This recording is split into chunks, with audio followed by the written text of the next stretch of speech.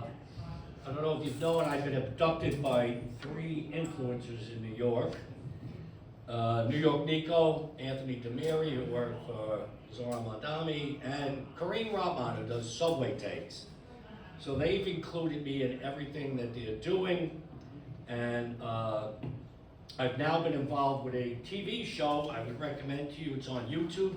It's called Keep the Meter Running, done by Kareem, where he goes around with a cab driver, humanizes him, goes out to eat with them, meets the family and everything like that. So I'm going to be the 10th episode. The 4th one just dropped today. He had an Egyptian guy, he had a Russian guy. Tonight's episode is a Filipino guy, and then last week's was a Nepalese guy. I mean, the shows are really great. It's been a hit.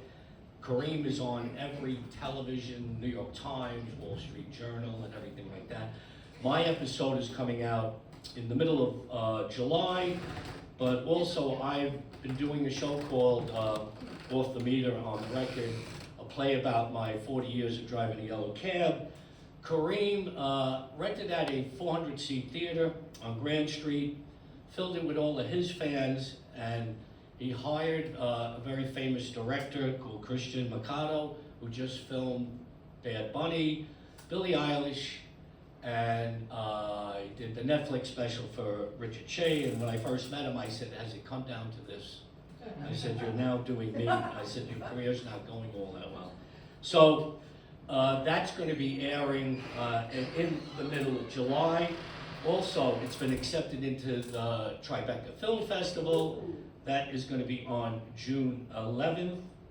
And when it airs, in the middle of July, I'm going to have a party at O'Malley's on 27th Street. All are invited to come.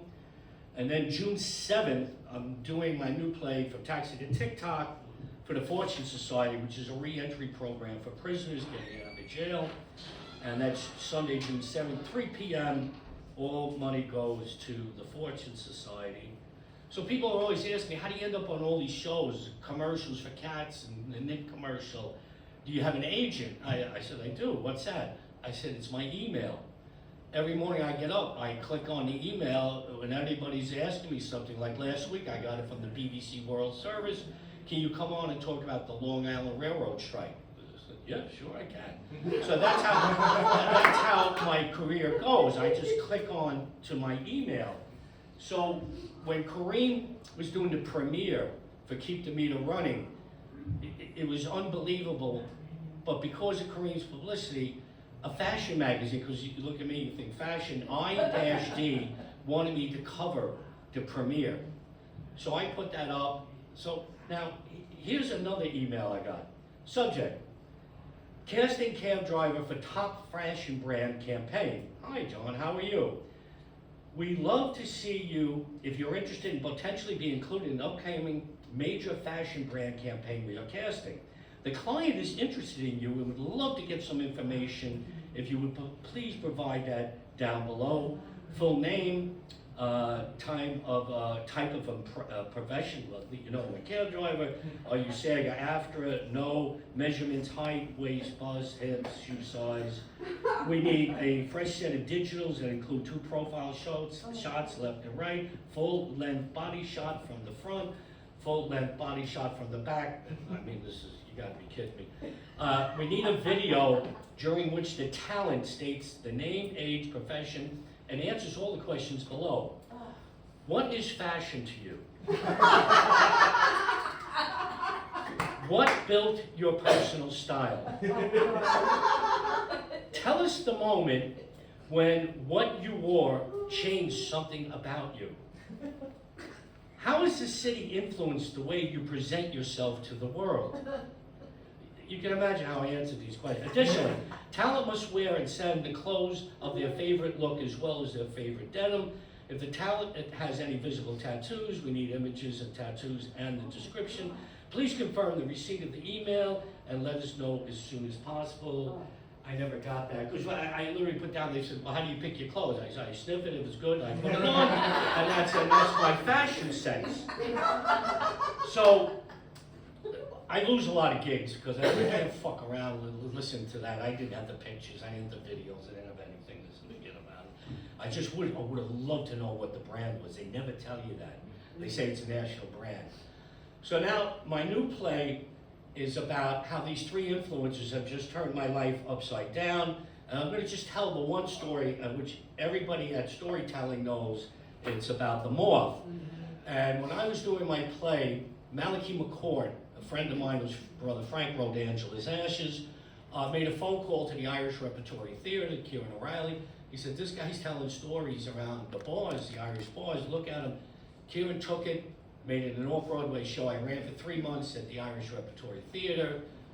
Great reviews, everything like that. But every night I would come out outside the theater, and audience members would come up and they go, you ever think about doing the Moth? Now, I love the Moth. I listen to it every Saturday. The stories are great. But I'm doing the play, I can't do the Moth, but it planted the seed. So the run ends, and I go, you know what, I'm gonna give the Moth a shot. So I go to the Bell House in Brooklyn. I know nothing about how to get involved with the Moth.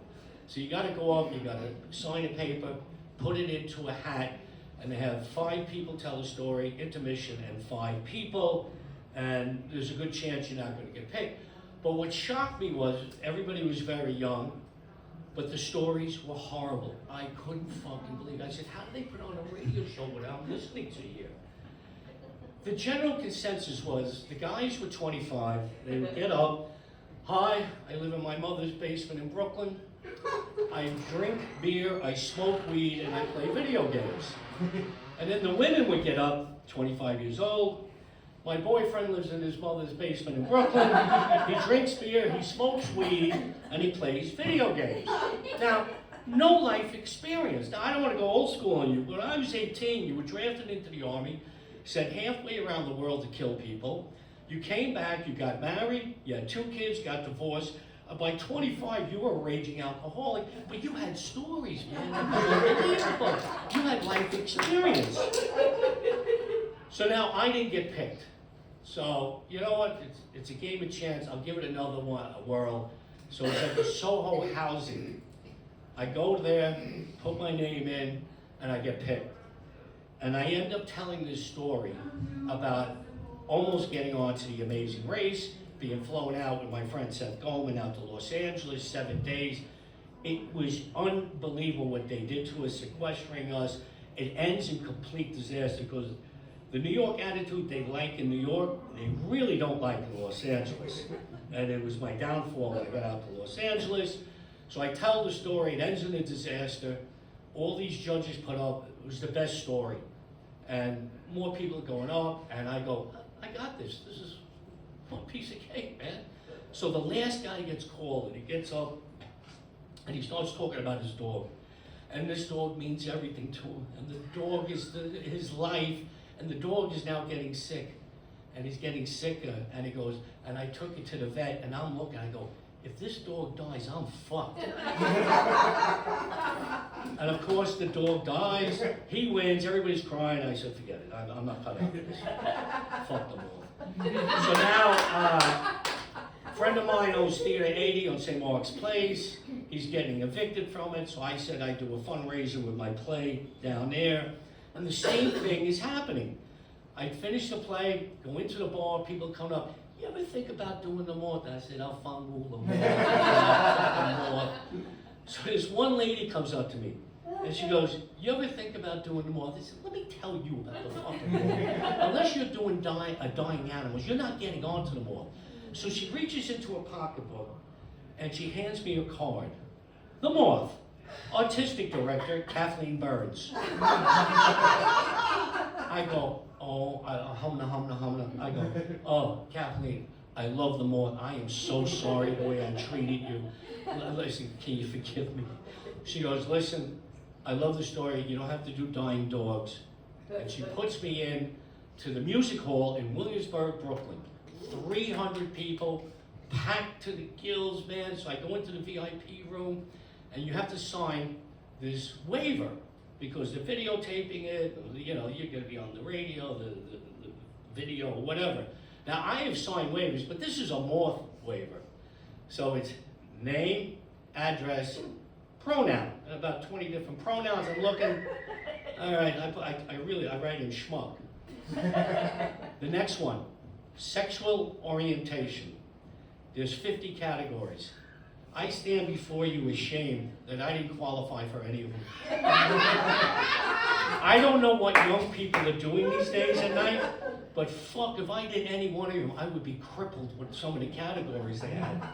And I am so ashamed to tell you, I had to put down at the bottom, none of the above.